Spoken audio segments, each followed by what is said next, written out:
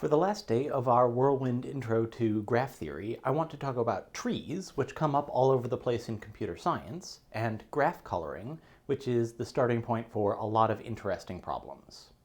To begin with, we'll need a few more definitions that let us think about whether a graph contains a cycle. If we define a cycle like in the last video to be any walk that comes back to its starting point, every graph would contain a cycle. But a much more interesting question is whether a graph contains a simple cycle. A simple cycle is a walk that traverses at least 3 edges and returns to its starting point, but doesn't repeat any other vertex. So in this graph, we have several cycles of length 3 and also some longer cycles. But in this graph, there is no simple cycle, and so we call this graph acyclic. But this acyclic graph is not connected. It has 2 separate components, and we define a tree as a connected acyclic graph. And so an example of a tree would be this graph.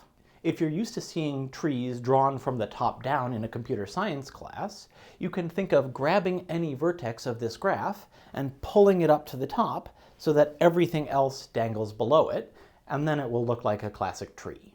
And if we know that a particular graph is a tree, there are lots of interesting things that we can prove about it.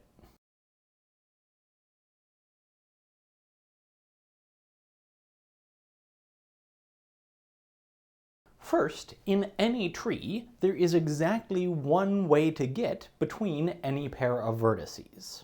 If we pick vertices A and B, then we have a path between them because the graph is connected, but there can't be multiple different paths between A and B. And this is an if and only if statement, so if you have a graph where for every pair of vertices there's one unique path, then your graph is a tree. To prove our if and only if statement, we have to show both directions. And so first we'll argue that if the graph is a tree, every pair of vertices has a unique path. And that in turn breaks down into 2 sub-arguments. First, that such a path always exists, and second, that the path is always unique. So, why must there be a path between any pair of vertices? Well, that comes straight from our definition of a tree. A tree is a connected graph, and a connected graph is one where there's a path between every pair of vertices.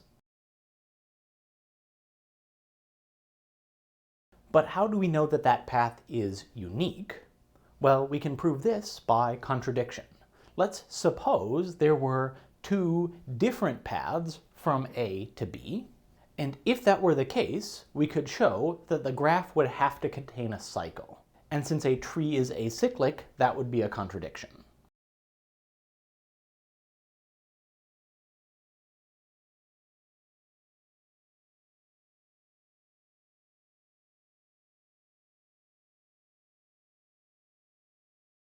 If we have 2 distinct paths from A to B, then those paths have to diverge somewhere.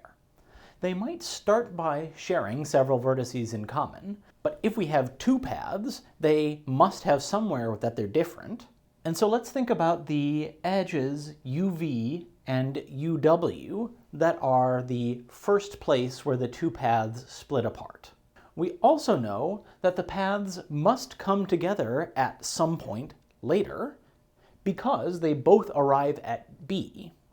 They might come together before B and then diverge again or share edges again, but there must be some first place where after diverging they come back together. So if we wrote down the sequence of vertices starting from U and then going to V and following the red path all the way to X, the first vertex where they come back together, and then we followed the green vertex back in the other direction ending with W to U, that would be a simple cycle. So because there must be some first place that they diverge and some first place that they come back together, we can identify a simple cycle And that contradicts the fact that we have a tree, which must be acyclic. And so we know that for any pair of vertices in a tree, there is a path, and that path is unique. For now, I will leave the reverse direction of our if and only if as an exercise for you. You should think about, why is it the case that if a graph has exactly one path between any pair of vertices, that graph must be a tree. Next, I'd like to compare the number of vertices and edges in various graphs, and specifically think about how we can nail down the number of edges in a tree.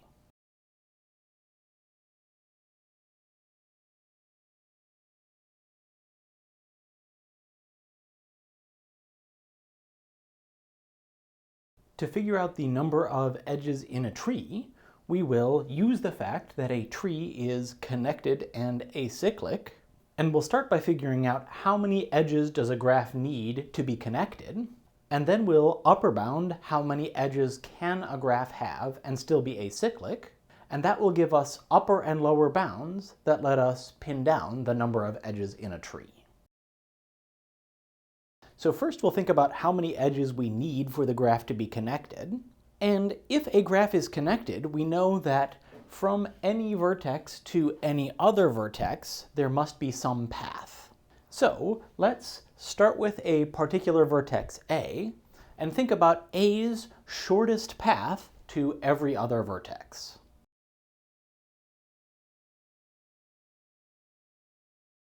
If we pick one arbitrary vertex in our graph and think about its shortest path to any other vertex, it's possible that there could be multiple shortest paths. For example, to this vertex, we have two equal length paths, but in that case, we can just pick one of them arbitrarily. But for each shortest path, there must be a unique last edge on the path. Specifically, for any given vertex, when we pick a shortest path, if we think about the last edge that path traverses, this edge cannot be the last edge on any other shortest path. Why is it that no edge can be the last in multiple shortest paths? Well, let's specifically think about this edge.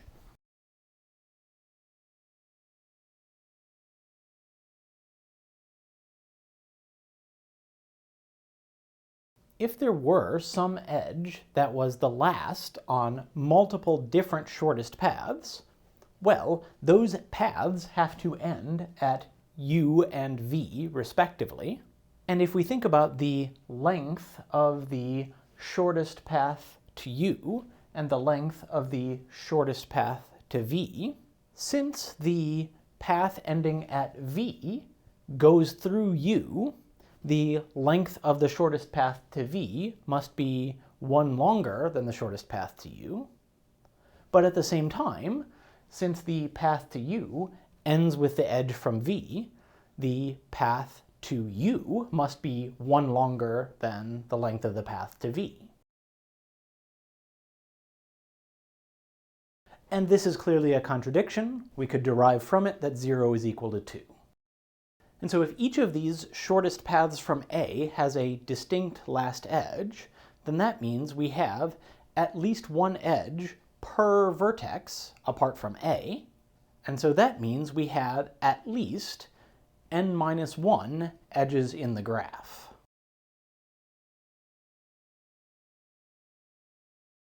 Now let's think about how many edges we could have in a graph while keeping the graph acyclic. Clearly, if we add lots and lots of edges to the graph, then that will eventually close various loops and give the graph a simple cycle. So, how many edges can there be while the graph remains acyclic? So here we're going to start with n vertices and no edges. If the graph has no edges, then every vertex is its own component, and so the graph currently has n components. Then if we start adding edges to the graph, every edge we add must either be within a component or between components.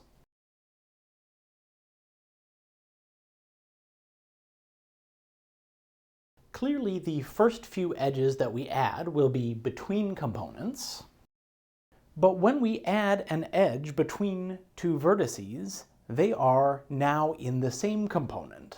And if there were other vertices in those components, all of those vertices are now in the same component. And so every time we add an edge between two components, that reduces the number of components by 1. But it's also possible that edges we add will be between two vertices in the same component, but whenever we do that, we create a cycle. That's because we know any two vertices in the same component are already connected. That's what a component means.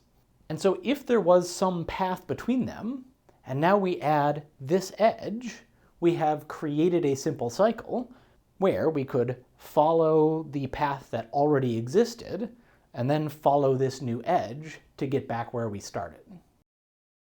So, every time we add an edge within a component, that creates a cycle. So the only edges we can add that don't create a cycle are ones between two components, and because the number of components started at n and can't go below 1, we can add edges between components at most n-1 times. So, if a graph is acyclic, then we know that n-1 is an upper bound on the number of edges. And so now that we've given a lower bound on the number of edges in a connected graph, and an upper bound on the number of edges in an acyclic graph, we can combine those, and we know that in a tree, which is both connected and acyclic, there must be exactly n-1 edges.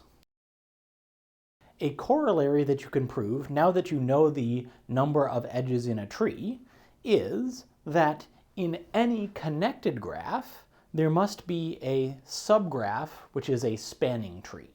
A spanning tree of a graph is a subgraph that contains all of the vertices and some of the edges, and that subgraph is a tree. And so if the graph that we started with was connected, we know it has at least n-1 vertices, and the idea behind the proof that any connected graph has a spanning tree is we can delete edges until we get down to exactly n-1, but making sure that we never delete an edge that would disconnect the graph, and the result will be a spanning tree. I'm not going to prove this theorem, but you can read about it in the book, and actually the book goes in the other direction here, first proving that connected graphs have spanning trees, and then using that to count the number of edges in a tree. And to illustrate, I've drawn in purple here a spanning tree of this connected graph. And you can of course verify that the subgraph with the purple edges is connected and acyclic, and that it has exactly n-1 edges. Next, I'd like to think about the problem of coloring the vertices of a graph such that no two adjacent vertices have the same color. Our formal definition of a coloring is a function that maps the vertices to integers 1 through k, but we think of those numbers that the function outputs as corresponding to colors. So for example, the function outputting 1 could represent coloring a vertex red, 2 could represent green, and 3 could represent blue.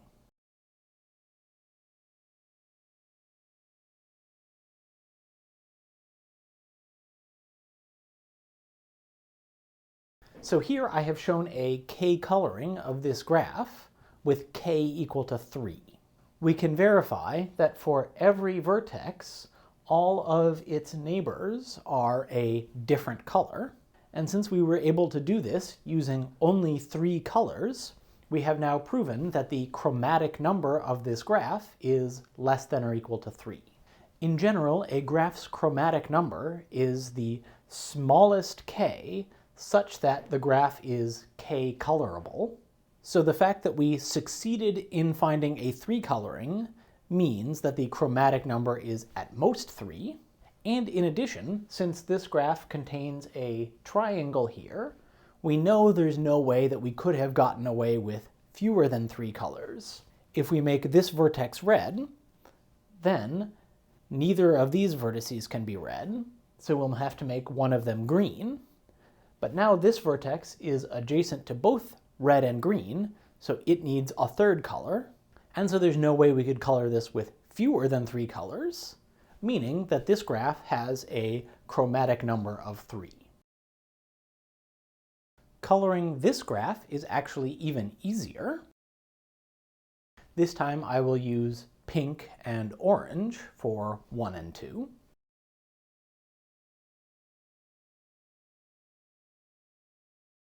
So we've just shown that this graph is 2 colorable. Would it have been possible to get away with only 1 color?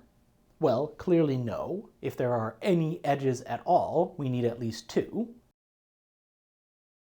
And so that means that the chromatic number of this graph must be 2. And this graph having a chromatic number of 2 means that it meets our definition of bipartite.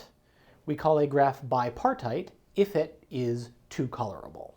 So overall, we can think about the problem of, given a graph, determine its chromatic number. If we have a large graph with lots of vertices and lots of edges, figuring out the fewest colors we could get away with can be difficult. But we can start by thinking, like we did with trees and edges, about upper and lower bounds that constrain the number of colors we might need to use on a particular graph.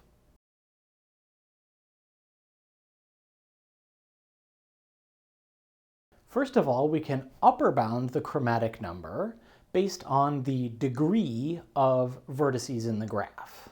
And I should mention that this symbol for chromatic number is the Greek letter psi, but it looks like an X when I try to write one. But the chromatic number will never be more than 1 plus the largest degree of any vertex in the graph. We can prove this by giving an algorithm that colors the graph and uses, at most, this many colors.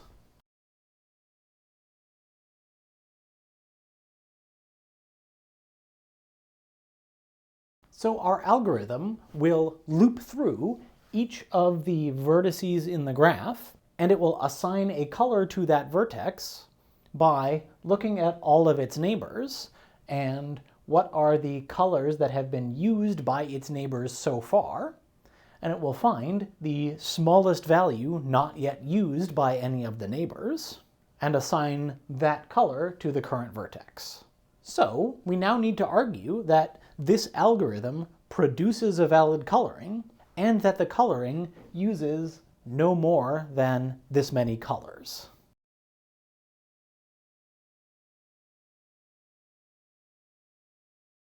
Because every vertex that we color gets a different color from all of its neighbors, that means that every edge in the graph will have different colors on both its ends. So we will have no conflicts and the coloring is valid.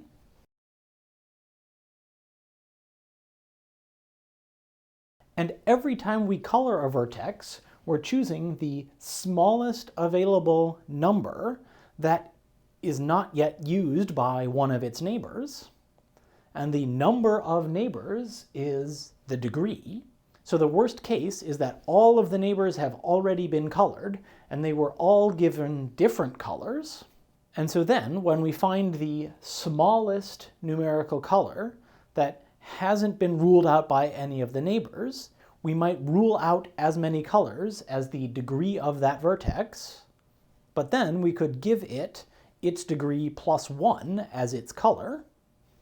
And so if every vertex has a color that is no more than its degree plus 1, then when we're done, the number of colors we will have used is, at most, 1 more than the largest degree in the graph. We can also think about lower bounds on the number of colors. We can lower bound the chromatic number based on the graph's clique number. Remember, a clique is a complete subgraph. And if we think about coloring a complete graph, every vertex is adjacent to every other vertex. And so that means every vertex in the complete graph needs a distinct color. So if the graph contains a clique of size n, then we need at least n colors. But if the vertices of this clique are also adjacent to other things, that might impose additional constraints that force us to use additional colors. Unfortunately, unlike our proof from before, this one doesn't give us tight bounds. If we think about what these bounds tell us about G1, well, the clique number of this graph turns out to be 3, so we know that the chromatic number would be at least 3. And so the first claim tells us only that the chromatic number is at most 7. So oftentimes there can be a big gap between these lower and upper bounds. And so finding the actual chromatic number for a particular graph can be much more challenging. There are some special cases where we can be more precise about the chromatic number. You may have heard of the four-color theorem, which says that any planar graph has chromatic number at most 4. But that theorem is really hard to prove and way beyond the scope for today. A theorem that's much more tractable to prove is that every tree is bipartite, meaning its chromatic number is at most 2. It's worth mentioning where this name bipartite comes from, and the idea is that when we color the vertices of the graph, we could then split up those vertices based on the color we assigned. That splitting is a partition of the graph, and so if we can partition the graph in 2 based on its colors, then it is bi for 2, partite for the partition. And when we have a bipartite graph, we can draw it in 2 columns.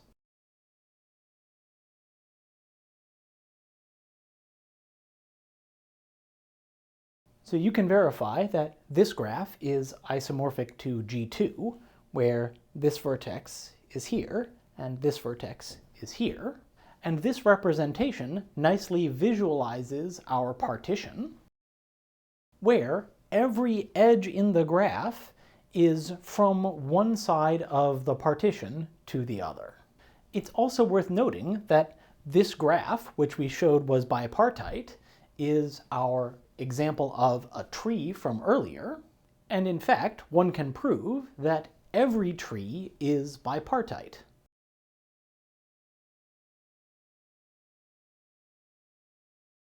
The fact that trees are bipartite comes from the fact that a graph is bipartite if and only if it has no odd-length cycle. If we prove this theorem, then a tree, which by definition has no cycle, can't contain an odd-length cycle, and so must be bipartite.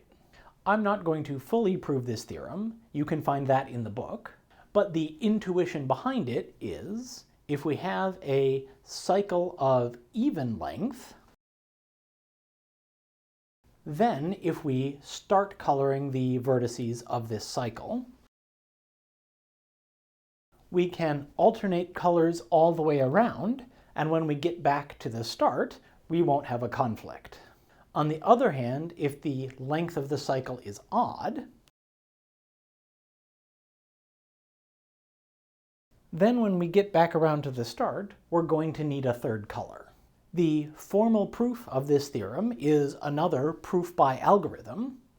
The algorithm it's based on is breadth-first search, and a consequence of using breadth-first search in that proof is that we have an efficient algorithm for checking whether or not a graph is two-colorable.